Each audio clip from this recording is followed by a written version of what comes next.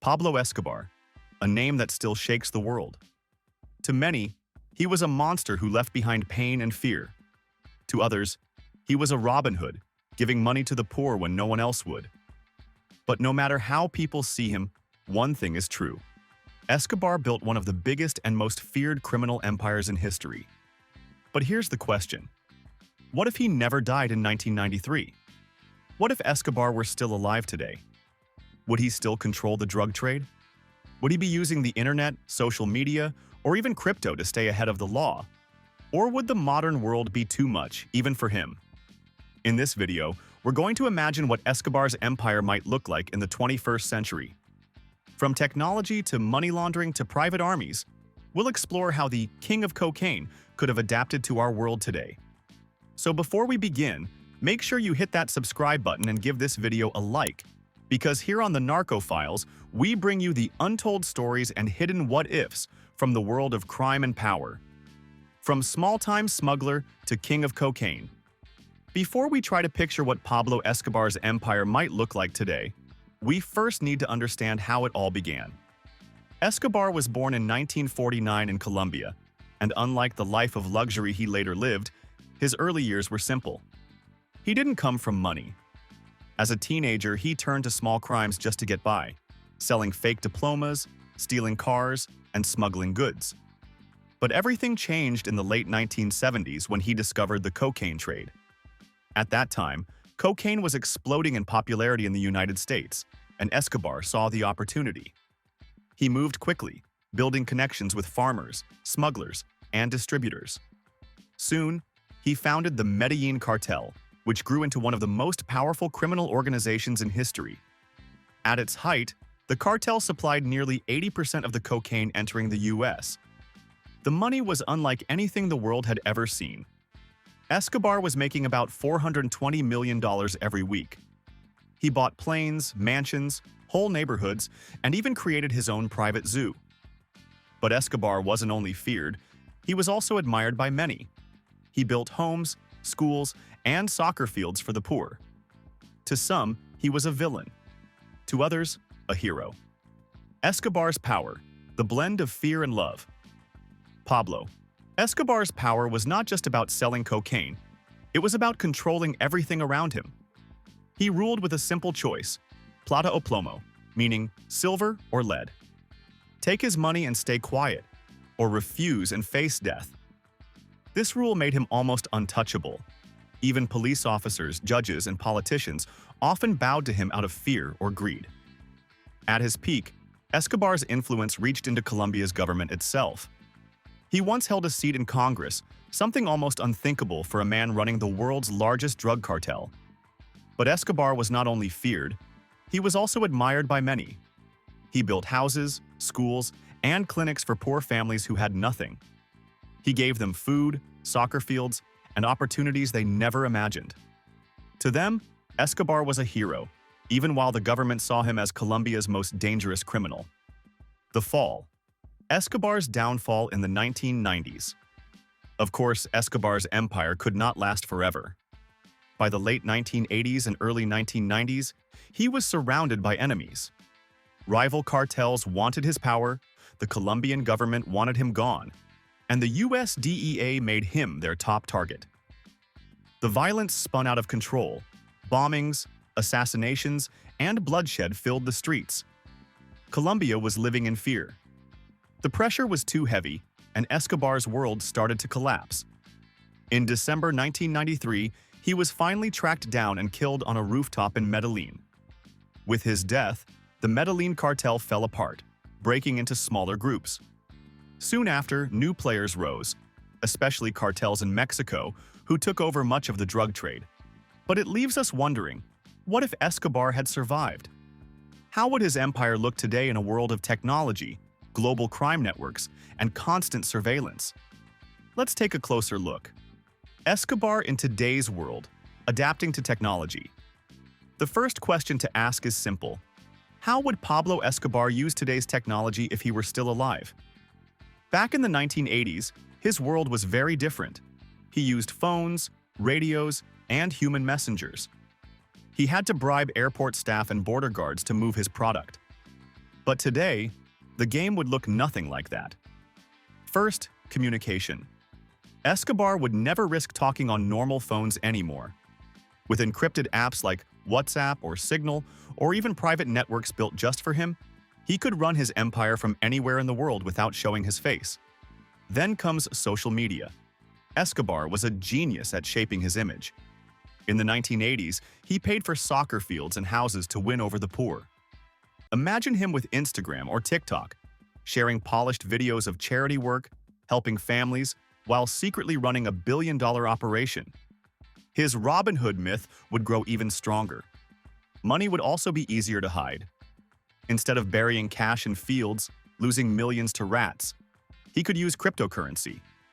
Billions could move across borders instantly, almost invisible to banks.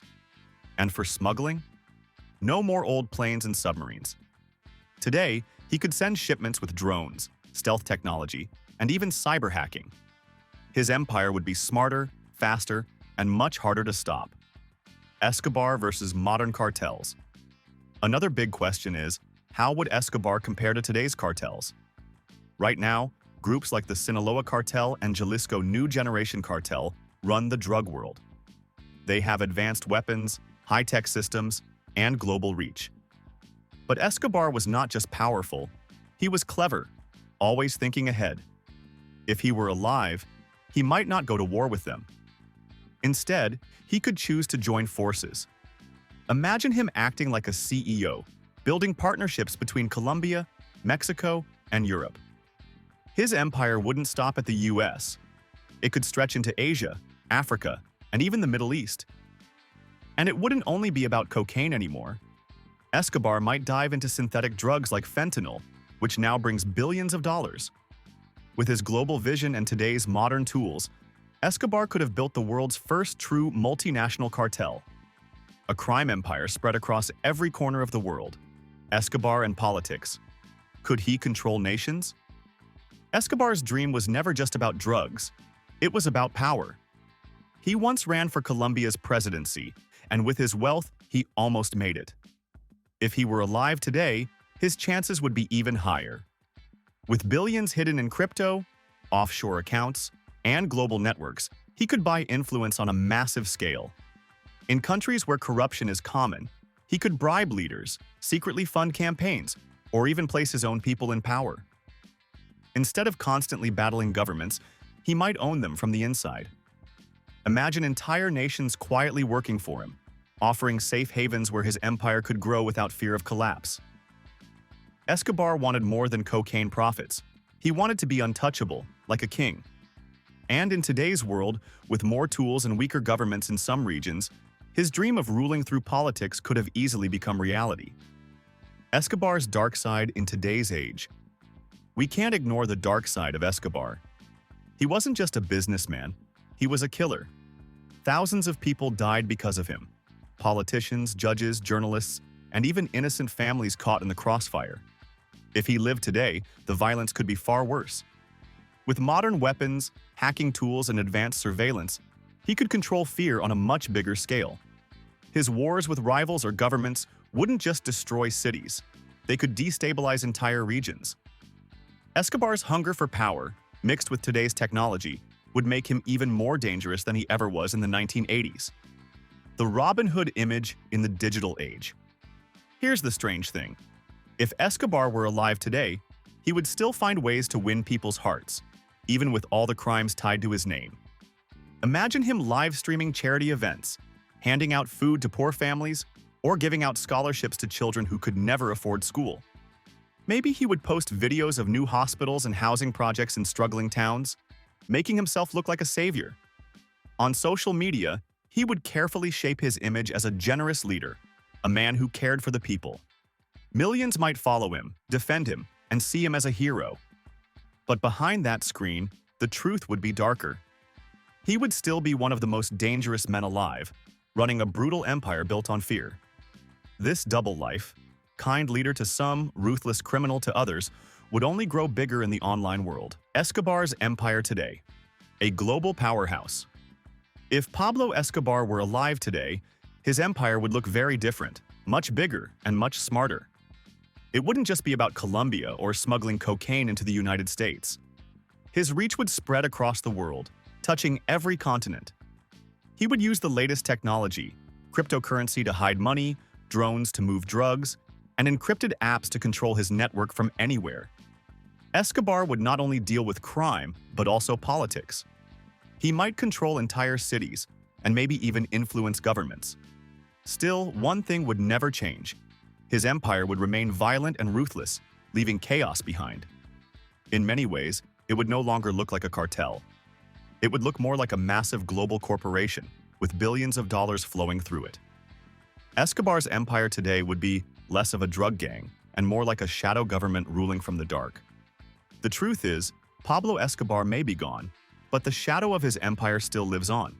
His way of doing things shaped the cartels we see today, and his story is a warning about how far greed and power can take someone. But here's the question. If Escobar were alive today, would he rule the world of crime like never before? Or would his ego still lead him to the same ending? Could technology have made him unstoppable? Or would it have exposed him even faster? No matter what, one thing is clear. Every empire, no matter how big, eventually falls. So, what do you think? Would Escobar have survived in today's world? Or would history still catch up to him?